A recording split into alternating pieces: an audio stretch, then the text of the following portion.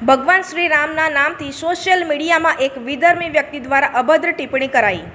સમાચાર સામે આવ્યા છે કે વડોદરાના ખંડેરાવ માર્કેટ 4 રસ્તા પાસે વ્રજ સિદ્ધિ ટાવરમાં આવેલ મોબાઈલની દુકાનમાં મોબાઈલ એસેસરીઝ સ્કીમના માર્કેટિંગ માટે વેપારી સોશિયલ મીડિયામાં લાઈવ થયા હતા। ત્યારે હિન્દુ ધર્મના આઈડિયલ તરીકે પૂજાતા ભગવાન શ્રી રામના નામથી સોશિયલ મીડિયામાં એક વિધર્મી વ્યક્તિ દ્વારા અભદ્ર કોમેન્ટ કરવામાં આવ્યું હતું। અયોધ્યામાં ભગવાન શ્રી રામની પ્રાણ પ્રતિષ્ઠા થઈ ત્યાંથી ક્યાંક એવું લાગી રહ્યું છે કે અમુક વિઘ્ન સંતોષી માણસો ઘણા જ નારાજ થયા હોય તેમ લાગી રહ્યું છે, જેથી આવા વિઘ્ન સંતોષી વિધર્મી માણસો સોશિયલ મીડિયામાં ખોટી અભદ્ર ટિપ્પણીઓ કરતા જોવા મળે છે। એવો જ એક કિસ્સો જોવા મળ્યો છે રાજમહેલ રોડ પર આવેલા વ્રજ સિદ્ધિ ટાવરમાં।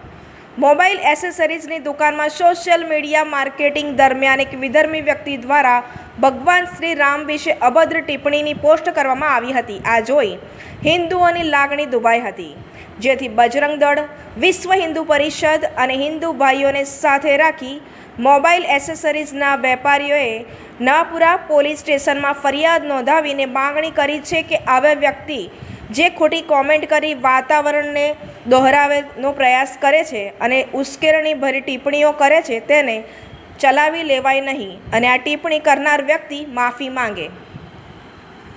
જેને અમારા રામ ભગવાન બાબતે જય શ્રી રામ બોલવું ના ગમ્યું એટલે રામ ભગવાનને અપશબ્દ વાપરીને એને કમેન્ટ કરી હતી અંદર લાઈવમાં, ચાલુ લાઈવમાં।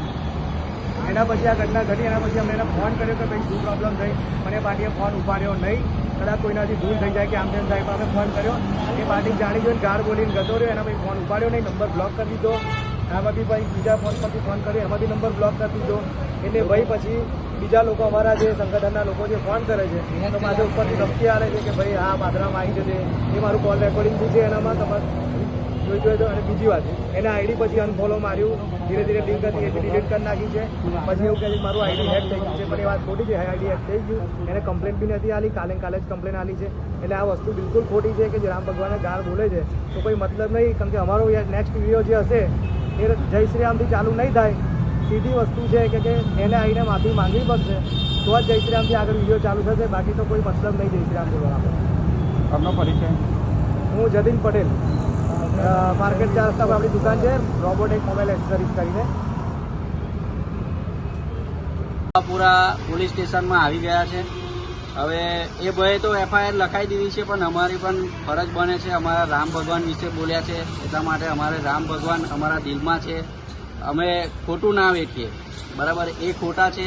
હવે એ ખોટાનું જે કંઈ સોલ્યુશન છે અમારે જોઈએ, અમારે વિડીયો જોઈએ, અમારું પબ્લિક જે છે 40,000 લોકો સાથે છે અમારી સાથે, મારે સોલ્યુશન જોવે, માફી માટે એક વિડીયો જોવે જે અમારા રામ ભગવાનને બોલ્યા છે એના માટે સોરી બોલે અને શ્રી રામ ભગવાનને જે કંઈ છે એ માફી માંગે। અને આવું નહીં કરે તો તમે શું કાર્યવાહી કરશો? જો આ ખરેખર એમની ભૂલ છે, આ ના કરે તો પછી પોલીસને પણ અમે કહીશું કે કંઈક ને કંઈક એક્શન લે, કારણ કે એમને જે કંઈ છે એક્શન તો લેવું જ પડે, બરાબર છે? કારણ કે એકચ્યુઅલી લાઈવમાં હું જાતે જ હતો અને લાઈવમાં બધાને જય શ્રી રામ હું જ બોલતો હતો, અને એકચ્યુઅલી જતીનભાઈ કામમાં હતા અને ત્યારે જ હું લાઈવ થયો હતો, અને એ ભાઈ શાહિદ પટેલ કરીને છે એ આ રીતે અપશબ્દ વાપર્યો હતો ભગવાન વિશે, જે અમારી પબ્લિક પણ જોતી હતી, બરાબર છે? એ અમે સહન નહીં કરીએ, અમને માફી તો જોશે। જતીનભાઈ તરફથી અમે લોકો એમને ફોલો કરી રાખેલા છે, એટલે નવી નવી સ્કીમ લાવે છે, ઘડિયાળ હોય, વોચના બેલ્ટ હોય, બધી ઘણી બધી એક યુનિક આઇટમે લઈને આવે છે માર્કેટમાં, અને માર્કેટ કરતાં સૌથી ઓછા દરે વ્યક્તિ લાવે છે, એટલે અમે એમને ફોલો કરી રાખીએ છીએ। અને અમારા સનાતની છે એટલે અમને ગર્વ છે કે આપણા હિન્દુ ધર્મને આટલી સસ્તી વસ્તુ આપણા માર્કેટમાં આપણા માટે લાવે છે, આટલું સ્ટ્રગલ કરીને વ્યક્તિ લાવે છે, તો આપણે 100% એને સહકાર આપવો જોઈએ। અને બીજી વસ્તુ જે કે ખરાબ ટિપ્પણી કરી છે અમારા રામ ભગવાન માટે તો બિલકુલ ચલાવી લેવામાં નહીં આવે, અને જો આના પર પોલીસ પ્રશાસન કંઈ કાર્યવાહી નહીં કરે અને સમયમાં નહીં પકડી લાવે તો બજરંગ દળ અને વિશ્વ હિન્દુ પરિષદ સક્ષમ છે, એની ભાષામાં અમે એને જવાબ આપવા માટે સક્ષમ છે। હું ચિરાગ પરદેશી, રાવપુરા પ્રખંડ સંયોજક।